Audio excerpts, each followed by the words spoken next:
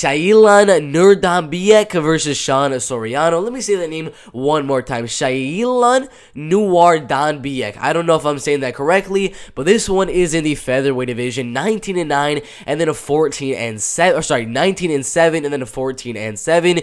Not really the best records from both of the guys right there, but they do fight quite a lot. I mean, I'm not sure how to say the name, but Shayilan has fought quite a bunch in 2020. One fight against Alexei Oleinik right there. Not the Alexei Oleinik that's in the heavyweight division, of course, but literally in just 2020 fought 1, 2, 3, 4, 5, 6 fights, one of which against Zhu Rong and once against Joshua Culibao. So he's a very active fighter in this featherweight division. Sean Soriano also a decently active fighter himself, fighting about 3 times in the last year right there, beating Jose Mauricio, Noah De La Hat, then almost beating Christos Giagos. Looked very, very solid in that fight on the feet, was almost about to knock out Christos Giagos, then he got caught in that guillotine choke submission. But this fight right here, with Shayilan and then Sean Soriano, I do believe that Sean Soriano should definitely win the fight. Shayilan, his main way of winning is to go out there and wrestle and grapple Sean Soriano, because if you look at the losses,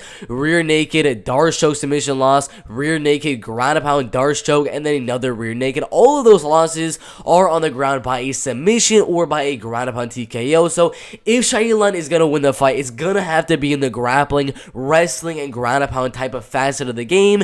And if Sean Soriano is going to win, it's going to be a heavy boxing game plan, keeping the fight on the feet, using that height advantage, using that reach advantage, the speed advantage, the volume advantage, the power advantage, literally every single advantage in the striking, he's going to use that. Also being the bigger fighter, being more of a natural lightweight fighter in my opinion, moving down to the featherweight division, he'll be bigger than Shayilan, which I think will allow him to defend the takedowns, keep the fight on the feet, and I just don't see this fight being one where Shayilan can control Sean Soriano on the ground. The guys that have been able to control Sean Soriano on the ground have been very, very solid guys. I mean, Christos Giagos, not the best guy right there, but still UFC caliber guy. Charles Rosa, very solid. Chaskeli, Tatsuya Kagawari, however you say that name right there. All of these guys are very, very solid wrestlers and grapplers. Nowhere near is Shayilan. I don't think Shayilan is anywhere near the grappling and wrestling pedigree of those type of guys. So I think this one is going to stay on the feet for 3 straight rounds. And Sean Soriano will outbox